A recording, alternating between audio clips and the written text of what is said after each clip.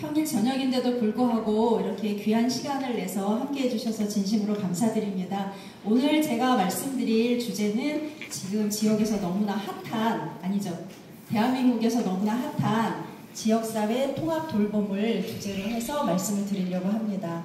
네, 사전에 양해 말씀을 드리려고 하는데요. 저는 사실 이 통합 돌봄과 관련한 전문가가 아닙니다. 그렇지만 저는 통합 돌봄이 지역사회를 바꿀 수 있는, 또 우리의 안전하고 평안한 미래를 만드는 가장 중요한 정책 중에 하나라는 믿음은 있습니다. 그래서 전문가가 아님에도 불구하고 제가 그동안 관심 가졌던 분야와 그동안 제가 읽고 같이 연구했던 그런 이제 자료들을 모아서 오늘 발제를 하게 됐습니다. 그런데 너무 다행인 것은 오늘 이 자리를 꽉 채워서 지금 저에게 도움을 주실 통합돌봄의 전문가분들이 너무나 많이 오셨습니다. 그래서 제 발제가 끝나고 난 뒤에 같이 활발한 토론이 이루어질 거라고 기대를 하고 있습니다. 그럼 시작해 보도록 하겠습니다. 제가 말씀드릴 순서는 대충 지역사회 통합돌봄의 개념에 대한 것 하고요. 사실 돌봄이 지금까지 없었던 것은 아닌데 세상은 왜 돌봄 얘기를 하는가? 돌봄의 패러다임의 전환이 필요하기 때문이고요. 그거에 관한 배경과 또 이 돌봄을 얘기를 할 때 또 돈을 빼놓고 얘기를 할 수는 없어서 통합돌봄 기금 조성에 관한 것, 그 다음에 도봉형 통합돌봄 방향에 대해서 말씀을 드리려고 합니다. 그러면 아시는 분들은 다 아시겠지만 그래도 다시 한번 통합돌봄의 개념에 대해서 우리가 명확히 짚고 오늘 얘기를 풀어가야 될 것 같습니다. 지역사회 통합돌봄은 서구에서는 이제 커뮤니티 케어라고도 많이 얘기가 되어지고 있는데요. 돌봄이 필요한 주민이, 여기서 한번 끊어지고요. 돌봄이 필요한 모든 주민이 살던 곳에서, 이게 상당히 오늘 얘기되어질 것 중에서 중요한 포인트입니다. 개개인의 욕구에 맞는 서비스를 통합적으로 누리고 지역사회 안에서 어울려 살아갈 수 있도록 주거, 보건의료, 요양, 일상생활 돌봄을 통합적으로 제공하는 지역 주도형 사회 서비스 정책이다 라는 개념을 다시 한번 환기시켜 드립니다. 요 말은요, 올 3월에 제정한 서울시 도봉구 지역사회 통합돌봄 지원 조례 2조에 정의된 지역사회 통합돌봄의 개념입니다. 잠깐 참고로 말씀드리면 올 3월에 이 도봉구 조례는 제가 대표 발의를 했습니다. 그때 이제 많은 어려움이 있었습니다. 왜냐하면 국가의 법률인 돌봄 통합 지원법이 아직 시행이 되기 전이었기 때문에 사실은 조례를 만드는 게 좀 무리가 아닌가 하는 의견들이 많았었습니다. 그럼에도 불구하고 제가 조례를 제정했던 배경은 이 조례를 근거로 해서 도봉구가 이제는 통합돌봄에 대해서 빨리 대책을 세우고 같이 공론장을 펼쳐야 된다는 그런 절박함에서 조례를 제정하게 됐습니다. 그 조례에서 이렇게 지역사회 통합돌봄에 대한 개념을 얘기를 했고요. 돌봄 패러다임 전환의 필요성입니다. 먼저 그러려면 도봉구 지역의 현황에 대해서 한번 우리가 거칠게라도 살펴봐야 될 것 같은데요. 도봉구의 인구 구성이 급격하게 변화된 것은 우리 모두가 다 알고 있습니다. 일단 2005년 대비 지금으로부터 딱 20년 전입니다. 그때랑 비교를 해서 보면은 그때는 인구가 38만여 명, 13만 세대인데요. 20년이 지난 지금 도봉구는 30만 5천. 근데 제가 저걸 쓰고 났더니 다시 확인해 보니까 그 몇 달 사이에 다시 4천으로 내려갔습니다. 그렇게 시시각각 도봉구의 인구가 감소하고 있습니다. 그 다음에 세대수는 13만 8천 세대. 이건 다시 말하면 인구는 20%가 감소가 됐는데 세대수는 8천 세대가 늘어났습니다. 이게 시사하는 바는 도봉구는 지금 아주 극단적인 핵가족화가 이루어지고 있다, 이렇게 볼 수 있습니다. 그 다음에 도봉구는 한편 고령화 진행 속도가 상당히 빠릅니다. 서울시에서 두 번째고요. 55세 이상인 도봉구의 고령 인구가 24% 이상으로 드디어 초고령 사회에 진입을 했습니다. 그러면 앞에 말씀드렸던 극단적인 핵가족화와 지금 고령 사회를 엮어보면 도봉구는 고령, 초고령 1인 가구가 빠르게 증가하고 있다, 이렇게 말씀드릴 수 있습니다. 그러면 지금 초고령 1인 가구가 는다는 것은 다시 말해서 돌봄을 필요로 하는 도봉구 주민이 많아지고 있다는 것입니다. 그런데 기존에는 이런 돌봄들이 가족제도 내에서 많이 이루어졌잖아요. 저희가 이제 부모님들을 모시기도 하고 이렇게 했었습니다. 근데 지금은 현실적으로 둘러봐도 집에서 지금 가족 중심의 돌봄은 어려운 상황이 되었죠. 그렇다고 우리가 돌봄을 포기할 수는 없고 결국은 사회적 돌봄으로 이 문제를 해결해야 되기 때문에 지금까지의 돌봄 정책, 돌봄 문화, 돌봄의 관행들이 전환을 할 필요가 있어진다라는 말씀을 드리게 됩니다. 그 다음에 아무리 좋은 말이라도 돈이 없으면 그 장밋빛 그 그림에 불과하죠. 그래서 결국은 정책을 얘기를 할 때 예산 없이 얘기하는 건 공허하다는 생각이 듭니다. 그런 말도 있죠. 예산 없이 정책 없다. 도봉구의 24년도 총 예산을 보겠습니다. 이거는 25년도에 결산을 했던 걸 기준으로 해서 말씀을 드립니다. 9,336억, 1조가 약간 안 됩니다. 여기에는 일반회계, 기금, 특별회계까지 다 포함된 것입니다. 그러면 이 1조가 조금 안 되는 도봉구의 총 예산의 구성을 보면 도봉구의 재정 자립도가 지금 현재 17%입니다. 재정 자주도는 44%입니다.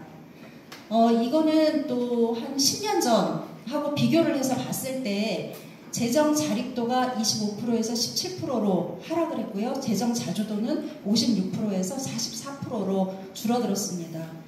다시 말하면 아까의 인구의 변화하고 지금 도봉구의 재정 현황이랑 엮어서 보면 도봉구의 재정 현황도 지금 조금 그렇게 녹록지는 않다 이렇게 말씀을 드릴 수 있겠습니다. 근데 이 재정 자립도 같은 경우에는 물론 이제 정책에 관심이 있거나 또 선출직을 하셨던 분들은 아시겠지만 도봉구에서 도봉구 관내에서 우리가 수입으로 끌어들일 수 있는 거에 비율을 말씀드리는 겁니다. 그게 재정 자립도고요. 즉 세입 예산을 말씀드리는 거죠. 근데 재정 자주도 같은 경우에는 우리의 그 수입 같은 경우에는 그 세금을 걷어들이는 것 외에 중앙정부나 상급기관으로부터 받을 수 있는 예산들이 있습니다. 예를 들면 그 재정교부금 같은 것들이 있습니다. 그것까지 포함해서 우리가 도봉구가 자율적으로 운영할 수 있는 그 예산의 범위가 재정 자주도입니다. 재정 자주도는 서울에서 25개 자치구 중에 12위에 해당이 됩니다. 이걸 놓고 보면은 우리는 아까 말씀드린 통합돌봄도 해야지 되겠고 재정 현황은 그다지 녹록지 않고 여기에서 바로 재정 혁신의 필요성이 증대한다라고 또 말씀드릴 수 있겠습니다.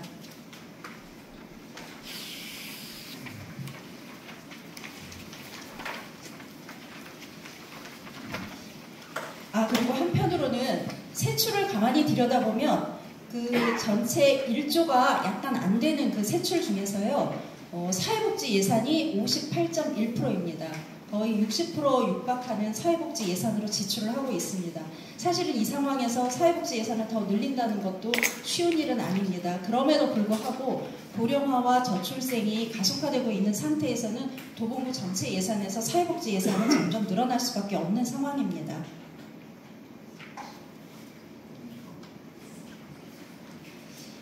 네, 그러면 어쨌든 통합돌봄은 해야지 되겠고 재정 상황은 녹록지 않고 그랬을 때 우리는 어떤 방법이 있을까요?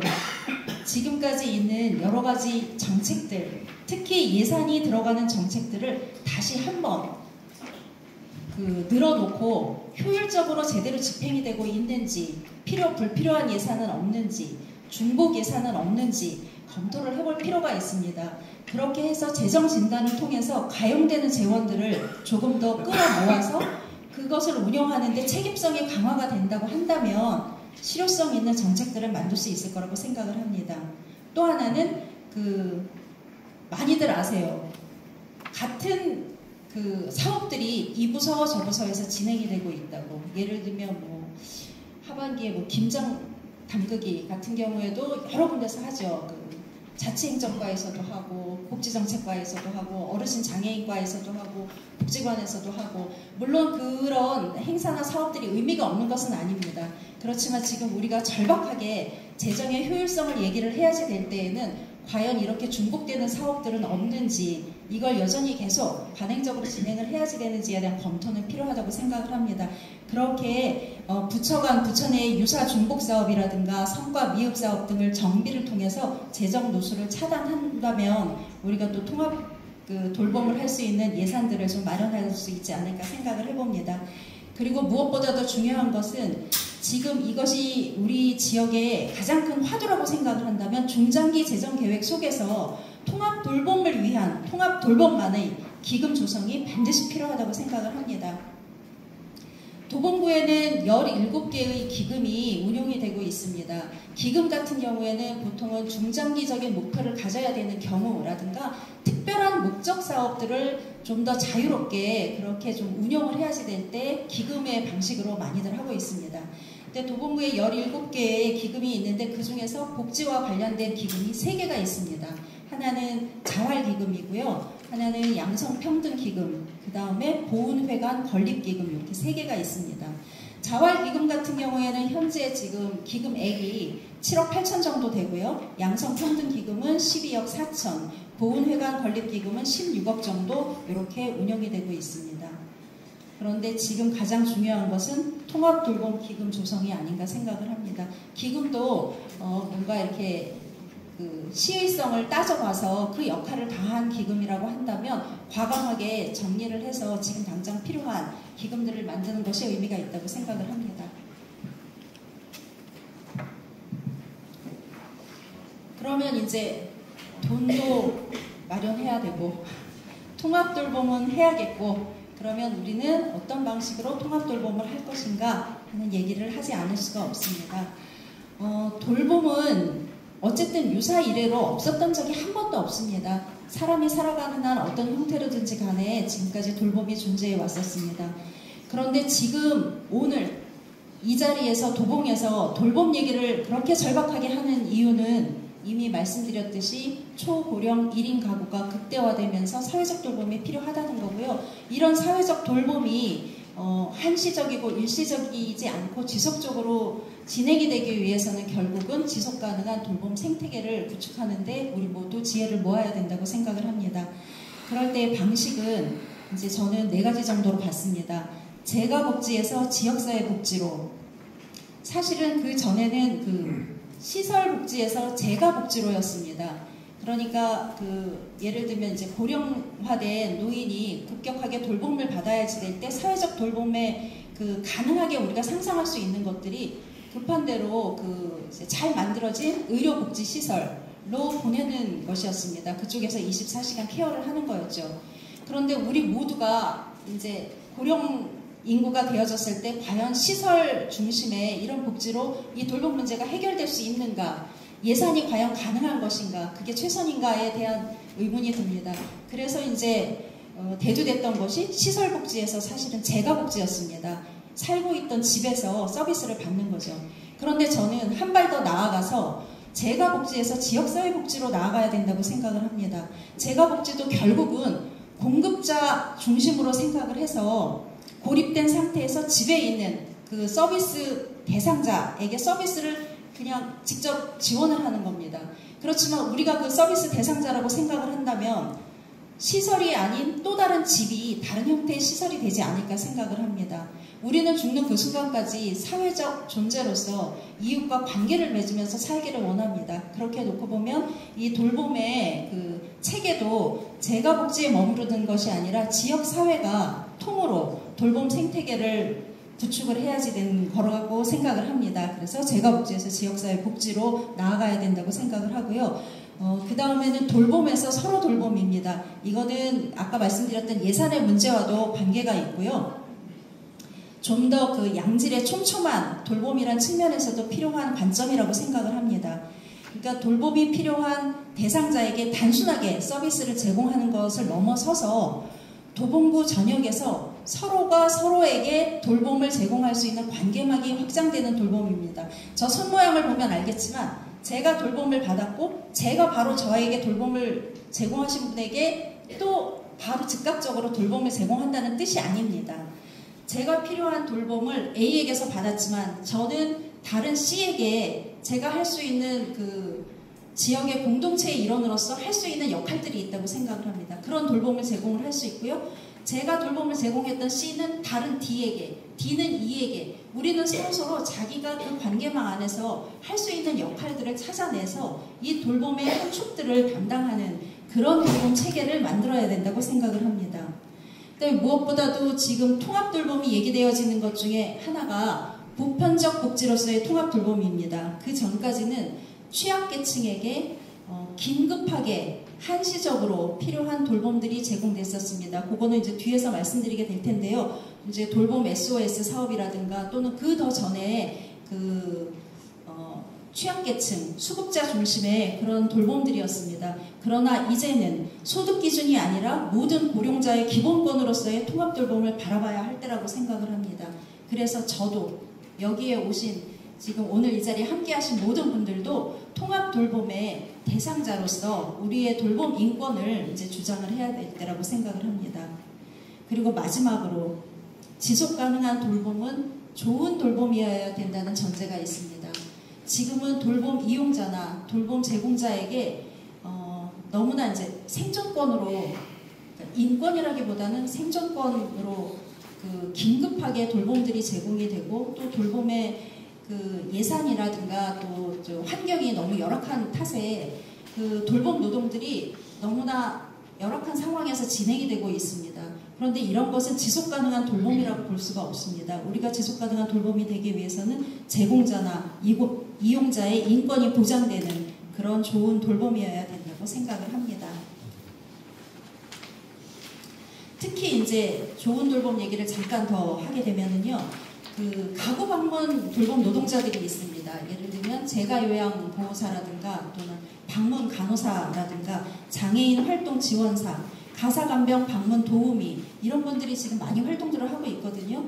근데 이런 분들이 안전하게 일할 수 있는 양질의 좋은 돌봄 환경이 무엇보다도 절박하게 필요합니다. 도봉구에서는 최근 이 장기 요양 요원들에 대한 처우 개선 지금 연구 용역을 진행을 하고 있고요. 그 결과를 반영을 해서 뭔가 처우 개선이랑 관련된 정책들을 낼 예정입니다.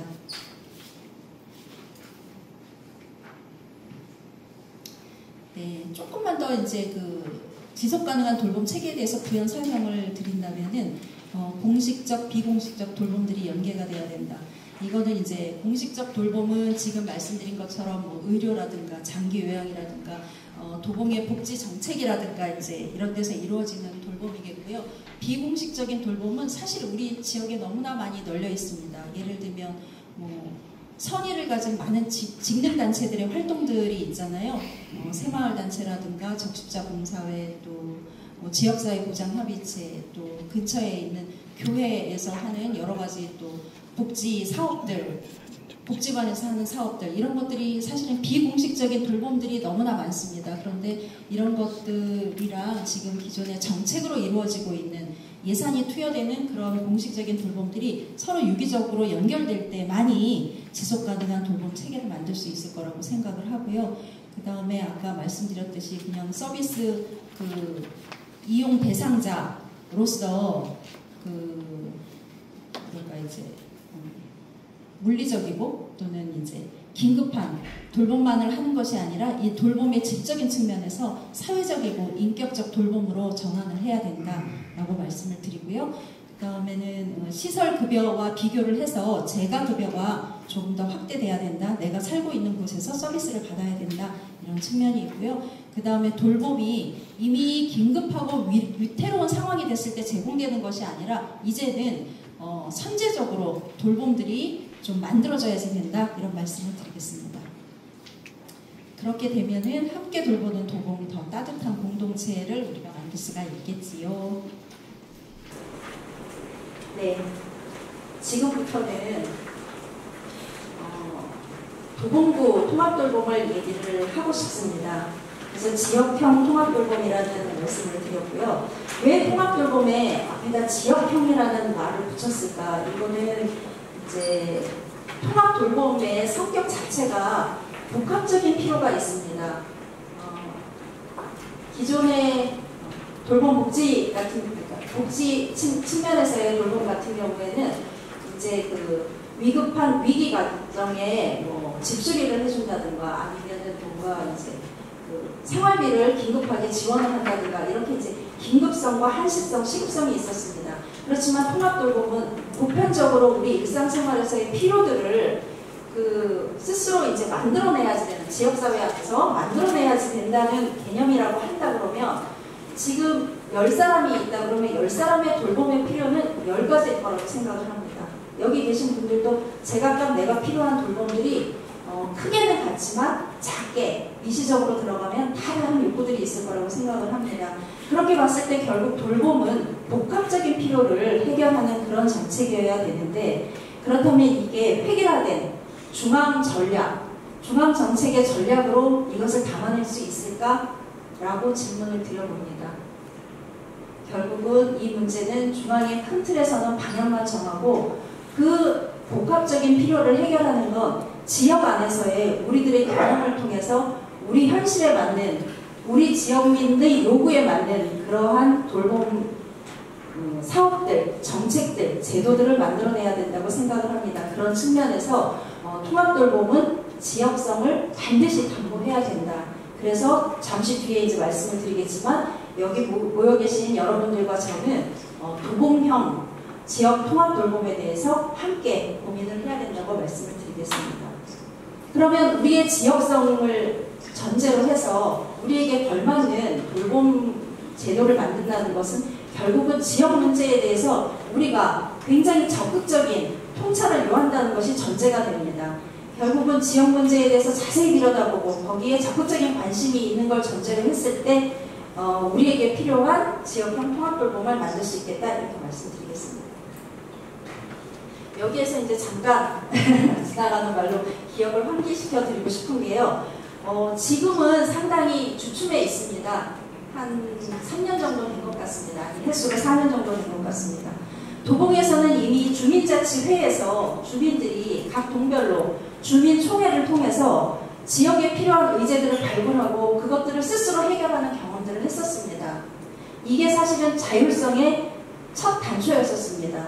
그런데 제가 왜 4년 전이라고 했느냐면요, 도봉구의 주민자치 활동과 주민자치의 운영은 상당히 선도적이었었습니다. 서울시나 다른 전국에서도 벤치마킹을 하러 왔던 경험이 있습니다. 저기 이제 얼핏 보니까 방학이동에 주민자치위원님들이 좀 계시는데 그때 상당히 자랑스러우셨었죠. 방학이동의 주민자치를 보러, 또 도봉 이동의 주민자치를 벤치마킹하러 외부에서 많이 왔었습니다.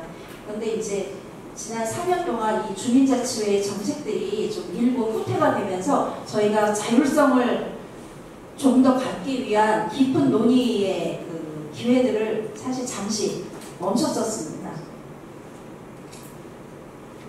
네, 그리고 또 4년 전에는 저희가 이 주민자치 말고도 했던 게 한 가지가 있죠. 협치 테이블, 협치 사무국이라는 게 도봉구 구청 내에 공식 조직으로 있었고요. 많은 의제들에 관심이 있는 주민들이 분과별로 모여서 그 의제를 논의를 하고 그걸 실행 계획까지 수립을 하면서 진행을 했던 경험이 있었습니다. 그런데 이 협치 사무국과 협치 테이블마저도 지금 4년 동안 그냥 사업이 폐기가 되고 멈춰버렸었습니다. 사실은 이런 것들이 잘 진행이 됐다고 한다면 지금 지역형 통합돌봄을 해결하기 위한 지역성과 자율성에 대한 준비가 4년간 상당히 단단하게 진전이 됐을 거라고 생각을 합니다. 네, 이런 게 좀 잘 안 돼 있고요.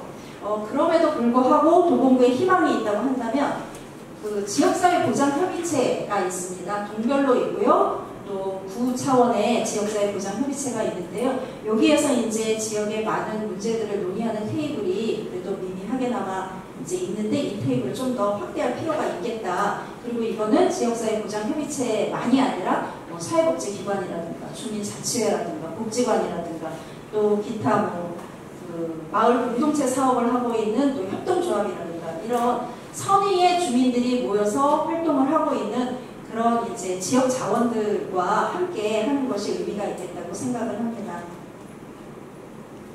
이런 지역형 통합돌봄에 대한 의미와 지역성과 자율성을 갖기 위해서 다른 지역에서도 마찬가지로 고민을 하고 진행을 했었습니다. 그래서 서울시에서는 지금 7개 자치구가 시범사업을 진행을 하면서 우리 지역에 걸맞는 통합돌봄의 모형은 뭘까 그 첫발을 뗐습니다. 그 7개 구에 도봉구는 안 들어갔습니다.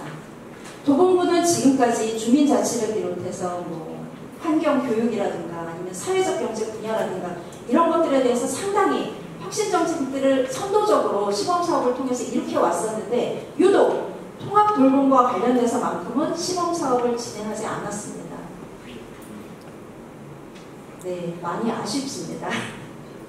그렇지만 오늘을 이제 계기로 해서 이제 포럼에 참석하신 분들과 우리는 이제 통합돌봄의 얘기를 좀 더 적극적으로 논의를 해보려고 합니다. 네. 그렇지만 이제 법이 24년 작년 3월 27일에 중앙에서 돌봄통합지원법이 통과가 됐고요. 2년간 유예 기간을 두고 이제 내년 3월 27일부터 시행을 하도록 되어 있습니다. 이제는 통합돌봄은 뒤로 갈 수 없는 이제 도도한 물결입니다. 법이 만들어졌습니다. 근데 그 법의 제4조에 보면 통합돌봄을 위한 국가와 지방자치단체의 책무에 관한 내용이 있습니다. 여기에 보면 지금까지 제가 말씀드렸던 내용들이 다 포함이 되어 있습니다. 통합돌봄은 포괄적으로 지원 체계를 구축해야 된다. 생태계 구축해야 되는 거죠. 그 다음에 재가 완결형 통합지원 연계 체계를 마련해야 된다. 3번이 바로 앞에서 말씀드렸던 그 지역성과 자율성에 관한 얘기입니다. 주민 참여 기반, 생활권 단위 통합지원 생태계를 조성해야 된다. 법에 이렇게 명시되어 있습니다. 통합돌봄은 지역에서 주민들이 참여하는 걸 기반으로 해서 그 생활권 단위로 통합돌봄을 논의를 해야지 된다는 얘기입니다. 그리고 통합지원 대상자는 서비스를 받는 사람이 아니라 서비스를 받고 또 서비스를 결정하는 자기 결정권을 보장해야 된다. 이렇게 말씀을 드릴 수 있고요. 이 통합지원이랑 관련돼서는 이제 공공성 강화가 마땅히 있어야지 되는 보편적 복지라는 말씀 드리겠습니다.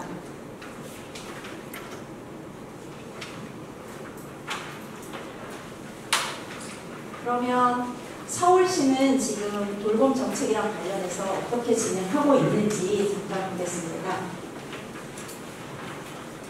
서울시는 2015년에 찾아가는 동주민센터를 출범시켰습니다. 찾동 사업은 대충 다들 알고 계시나요? 동네 지나가다 보면 쬐끄만 그 귀여운 차량에 찾아가는 동주민센터, 찾동 이러면서 막 차들이 동네 골목길을 휙휙휙 누비고 다니는 걸 아마 왕왕 보셨을 거예요. 이 찾아가는 동주민센터는요,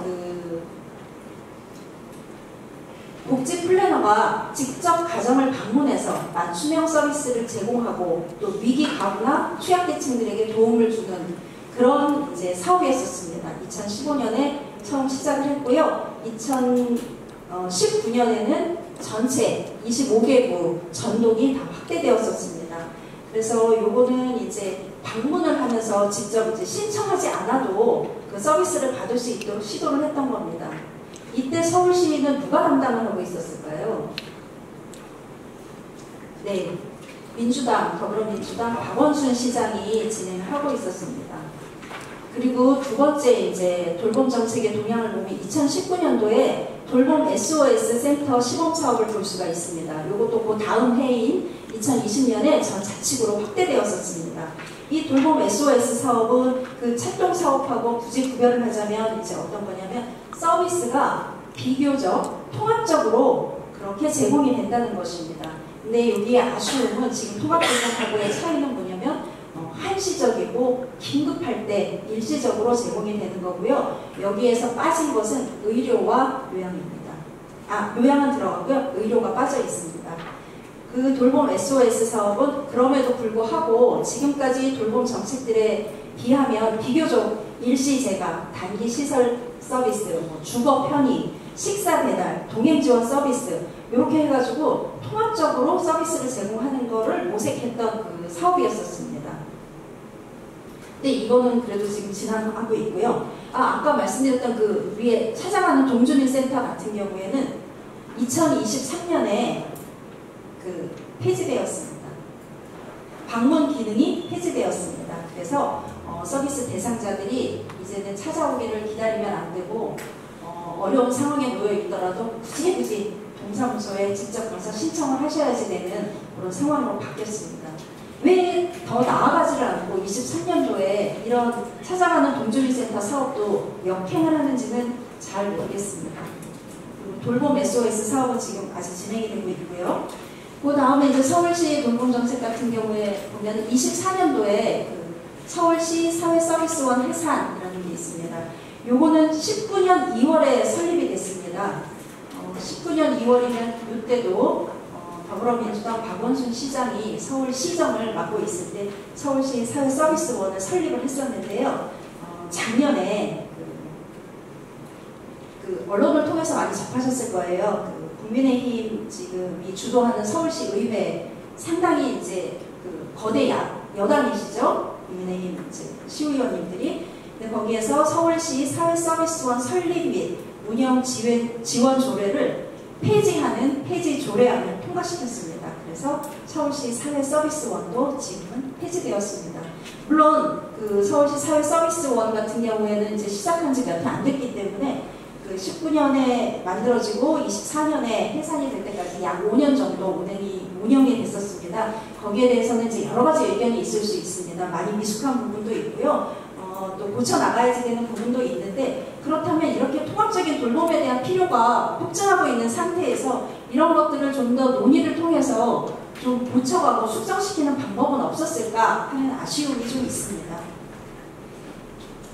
그리고 이제 25년도에 서울시는 서울형 통합돌봄 서비스 시범 사업을 이제 전개를 하고 있습니다. 그래서 7개 자치구가 그거를 진행하고 있고요. 서울형 통합돌봄 같은 경우에는 지금 방향이 기존의 돌봄 SOS 센터 기반으로 해서 좀 통합 모델을 구축하려고 그렇게 방향을 잡고 있습니다.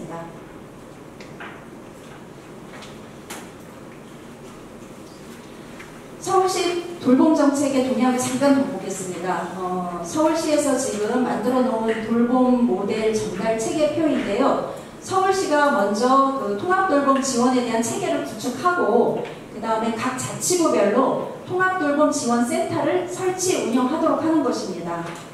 그리고 자치구에서는 통합돌봄 지원센터 아래 이제 각 동별로, 예전에 이제 착동 사업 같은 걸 진행했던 곳이겠죠. 동별로 동주민센터에서 상담 창구를 운영을 해서 거기에서 상담을 받고 필요한 서비스들을 연계를 하겠다, 이런 이제 안을 마련하고 있습니다. 그리고 서비스를 연계를 한다는 건 무슨 의미냐면 공공민간 서비스 제공기관들을 모두 다 연결을 해서 그게 적재적소에 이제 연결을 하겠다. 그래서 공공 같은 경우에는 지금 대표적으로 보건소가 있고요. 그 다음에 국민건강보험공단, 복지관, 또 여러 가지 센터들이 있습니다. 제가 눈이 나빠서 잘 안 보입니다. 예, 정신건강복지센터, 뭐 치매안심지원센터, 이런 센터들이랑 이제 연결을 하는 거고요. 민간 같은 경우에는 재가노인복지시설, 그 재가노인복지시설들을 운영하시는 분들이 여기에도 조금 오셨죠. 네. 노인의료복지시설, 병의원, 또 기타 서비스 제공업체, 사회적 협동조합 같은 분들이랑 연결을 하겠다라는 게 지금 서울시의 전달 체계표입니다. 그런데 마지막으로 저는 여기서 질문을 하나를 던지고 싶습니다. 지역에서의 그 다양한 삶의 필요들, 돌봄이 상당히 그 복합적인 필요를 요한다고 말씀드렸었잖아요. 그 복합적인 필요를 지금과 같은 전달 체계 안에서 다 충족할 수 있을까? 그러면 우리는 야심차게 통합돌봄이라고 얘기를 하고 촘촘한 그 그물망 복지를 하겠다고 얘기를 하지만 또 숭덩숭덩 구멍이 뻥뻥 뚫린 그런 복지 체계망은 아닐까 하는 의문이 듭니다. 그래서 그런 질문을 한번 드려보고요. 여기에 있다가 다른 분들이 의견을 주시면 좋겠습니다. 그럼 서울시는 이렇게 가고요. 도봉구는 어떤지 이제 보겠습니다.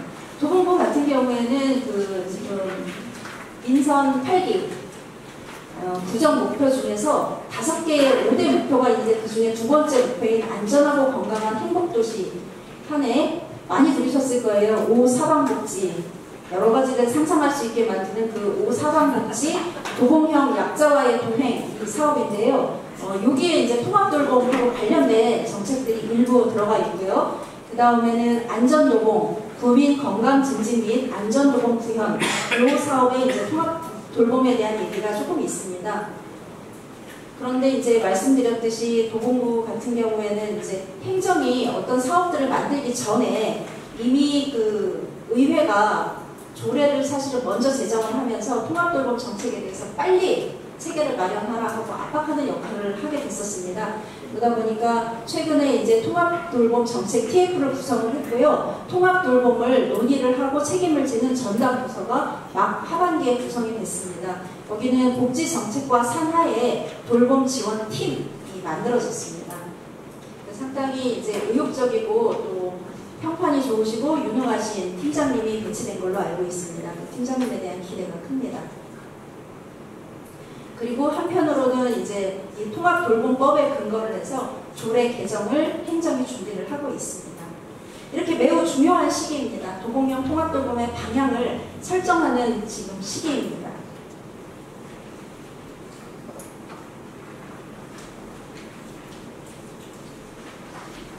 그리고 도봉구 이제 그 돌봄 정책이랑 관련해서 한 가지 이제 사업을 더 말씀드리면, 도봉구는 WHO 고령 친화도시, 뭐 친화도시 많잖아요. 여성 친화도시, 아동 친화도시 뭐 있는데 고령 친화도시로 18년도에 인증이 되었습니다. 그리고 22년도에 재인증이 되었습니다. 제가 굳이 이 어느 해에 이것들이 이제 시작이 됐는지 말씀드리는 건 또 이제 곰곰이 생각을 해보시라고 말씀드리는 겁니다. 오늘이 더불어민주당 정책 포럼이다 보니까 18년도면은 이제 그 도봉 구정을 담당을 하는 것도 그때 당시에 이제 민주당이었죠. 그때는 이제 고령 친화도시를 인증을 했고요. 22년도에 이제 그 성과를 바탕으로 해서 재인증을 받게 되었는데요. 재인증까지 된 거는 도봉구가 처음이라고 하더라고요.